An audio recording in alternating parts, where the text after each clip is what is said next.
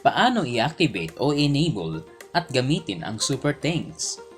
Kung ang YouTube channel mo ay monetized na, doon ka pa lamang magkakaroon nito. Sa iyong YouTube Studio, pumunta lamang sa monetization page. Then piliin ang Supers.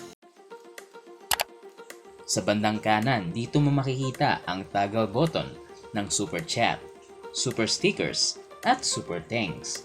Sa akin, naka-enable na ang Super Thanks.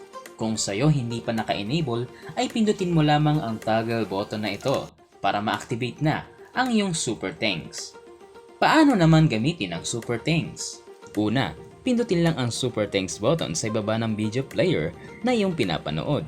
Then piliin ang amount na gusto mong ibigay at ilagay naman dito ang iyong komento. Kapag pinindot mo ang buy and send, magpa-pop up sa iyong screen ang special thanks animation. Kung malaki ang amount, mas magarbong animation ang lalabas.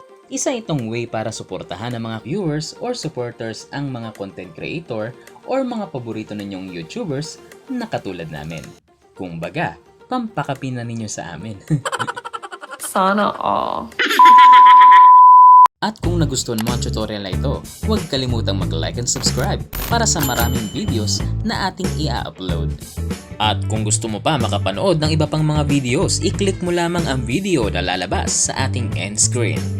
What's up mga kabago? Don't forget to subscribe, just click here.